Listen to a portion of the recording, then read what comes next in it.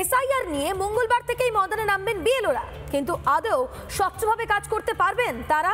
নিরাপত্তাহীনতায় ভুগছেন বিএলওরা। শনিবার প্রশিক্ষণ শিবিরে সেই ক্ষোভ উগরে দিলেন তারা। আমরা কিছুটা তো অ্যাপ্রিহেন্সিভ আছেই, কারণ আমাদের কোন দিক থেকে প্রেশার পড়বে, কারণ আমাদের তো হাত পা বাঁধা, তাই না? আমাদের যেরকম ডিউটি দেবে আমাদের সেরকম করতেই হবে। তো অন্য দিক থেকে যদি কোনো কাউন্টার প্রেশার পড়ে, সেটা তো আমাদের সমস্যার কারণ আছেই।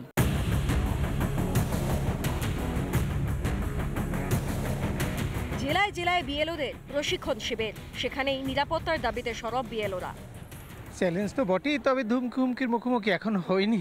সম্পূর্ণ ভুল বার্তা তৈরি করছে তারা, একদমই ঠিক করছে না এই কাজটা। ইন ফিউচারে তারা বুঝতে পারবে এটা যদি ঠিক সাকসেসফুল না হতে পারে, তো আগামী দিনে ভারতবর্ষ তথা পশ্চিমবাংলার অবস্থা খুবই খারাপ হবে। দিকে যে আবহাওয়া, একটা ভয়ের বাতাবরণ তৈরি করে দেওয়া হচ্ছে।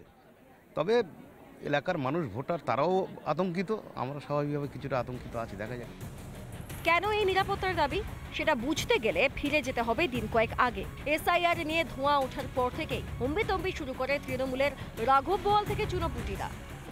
আমরা এসআইআর রুখবো, একটা বৈধ ভোটারের নাম যদি বাদ যায় তাহলে আগুন জ্বলবে, রক্তগঙ্গা বইয়ে দেবো বাংলা জুড়ে। ভোটারের নাম বাদ দিয়ে যে এসআইআর, সেটাকে আমরা মানব না এবং এর জন্য লড়াই হবে, আন্দোলন হবে। একটা হিন্দু, মুসলমান, খ্রিস্টান, জৈনিক, শিখের একটা ভোটের থেকে নাম বাদ দেওয়া যাবে না, তাহলে পশ্চিমবাংলায় রক্তগঙ্গা বয়ে যাবে। এই খানাকুলের মাটি থেকে দাঁড়িয়ে আজকে আরো একটা কথা বলে যাচ্ছি, এসআইআর এর নাম করে যদি একটা ভোটারের নাম বাদ যায়, যারা বাদ দেবে তাদের চোখ দুটোকে উবড়ে ফেলা হবে এখান থেকে একেবারে। যদি কোনো ভোটার লিস্টের নাম বাদ পড়ে, তাহলে আমরা দিল্লিতে কমিশনারের অফিসে লক্ষ লক্ষ মানুষ গ্রামের থেকে যাব, জোর করে গুন্ডামি করে ভোটার লিস্টের নাম বাদ দেওয়া যাবে না।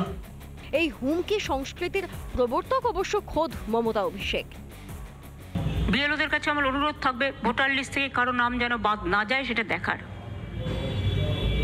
মনে রাখবেন, ইলেকশন কমিশন তার নোটিফিকেশন যখন হবে ডেট অফ ইলেকশন, তখন থেকে এটা ইলেকশন কমিশনের আন্ডারে যায়। তার আগে স্টেট গভর্নমেন্ট, আবার ইলেকশনের পরেও স্টেট গভর্নমেন্ট। সুতরাং এটা মনে রাখবেন, আপনারা চাকরি করেন স্টেট গভর্নমেন্টের। জ্ঞানেশ কুমারের বাবার নাম আছে ভোটার লিস্টে, ডকুমেন্ট দেখাতে পারবে? অমিত শাহর বাবার জন্মের সার্টিফিকেট দেখাতে পারবে? স্থানীয় যারা বিজেপির নেতারা যদি এখানে ঢোকে, ঘিরে ধরবেন এদেরকে, বলবে বাবা ঠাকুরদার সার্টিফিকেট নিয়ে আয়, তারপর প্রচার করতে আসবেন। বেঁধে রাখবেন গাছে, পোস্টে বেঁধে রাখবেন, হাত তুলবেন না। ভোটার তালিকা নিবিড় সংশোধন তো করছে নির্বাচন কমিশন, সংবিধান এই ক্ষমতা তাদের দিয়েছে, তারপরেও এত ধমক চমক। কমিশনের দায়িত্ব সুরক্ষা দেওয়া, আর সুরক্ষা না দিতে পারলে, আক্রান্ত হলে বিরোধী দলনেতার সঙ্গে যোগাযোগ করবেন, আমিও যোগাযোগ করে দেব, পূর্ণ সাহায্য করব, পূর্ণ সাহায্য। এখানে এসআইআর করছে নির্বাচন কমিশন, এটার মধ্যে বিজেপি নেই। নির্বাচন কমিশন একটা সাংবিধানিক সংস্থা। এবার সাংবিধানিক সংস্থা যদি আক্রান্ত হয়, তাহলে মনে করতে হবে রাজ্যের সংবিধান এক্সিস্ট করছে না, তখন সংবিধানকে তার পথ খুঁজতে হবে। সংবিধানের নিয়ম মেনে এর আগেও দেশে এসআইআর হয়েছে, বাংলাতেও হয়েছে ভোটার তালিকায় নিবিড় সংশোধন। তখন কিন্তু বিরোধিতা করেনি তৃণমূল কংগ্রেস, বরং 2005 সালে অনুপ্রবেশের বিরুদ্ধে সোচ্চার হয় সংসদে কাগজ ছুঁড়েছিলেন তৎকালীন তৃণমূল সাংসদ মমতা বন্দ্যোপাধ্যায়। কিন্তু বাংলার মসনাদে বসার পরই 180 ডিগ্রি ঘুরে গিয়েছেন মমতা। ভোট ব্যাংক সত্যিই বড় বালাই। রিপাবলিক বাংলা।